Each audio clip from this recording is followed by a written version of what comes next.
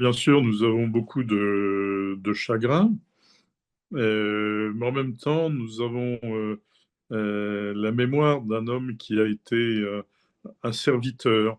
Le cardinal 23 n'avait aucun désir de retour sur lui-même, de se mettre en avant. Voilà, c'était quelqu'un d'extrêmement donné, donné à l'Église, donné à son ministère, et il avait beaucoup de sens de l'humour, un humour très fin, parfois un peu caustique, mais jamais méchant. Et il avait une grande finesse d'analyse.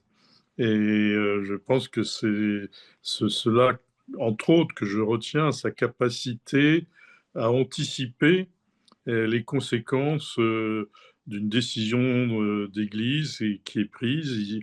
Il était parfaitement capable de dire si on prend cette décision maintenant, eh bien plus tard on sera devant tel autre choix et plus tard devant tel autre choix. Lorsqu'il est devenu archevêque de Paris, il est devenu également évêque pour les catholiques orientaux qui sont en France et qui n'ont pas d'évêque propre. Donc il a été impliqué dans la vie des communautés chrétiennes en Orient. Il s'est rendu en Orient, bien sûr à Jérusalem, où il avait, entre autres choses, il a fait de multiples pèlerinages, mais il avait inauguré un centre de mémoire du cardinal Lustiger, et nous savons combien il était proche du cardinal Lustiger. Mais il s'était rendu également dans plusieurs pays d'Orient, en particulier au Liban, au moment de la venue du pape Benoît au Liban. Il avait également participé au synode à Rome qui s'était tenu pour les évêques du Moyen-Orient. Et puis, il avait fait des visites pastorales comme évêque dans les paroisses orientales catholiques. Il s'est vraiment inquiété de la situation des chrétiens d'Orient et avait une certaine proximité spirituelle avec lui.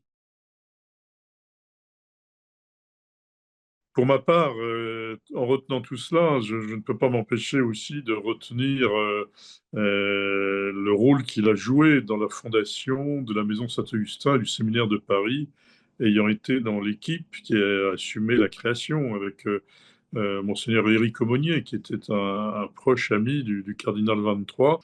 Et puis, c'est lui qui m'avait annoncé qu'on me nommait à la Maison Saint-Augustin comme directeur de la Maison Saint-Augustin, aux côtés donc, de Monseigneur Aumônier. J'avoue que c'est une nomination qui m'a un peu surpris, mais je crois que j'ai pu mesurer, encore une fois, sa finesse de jugement.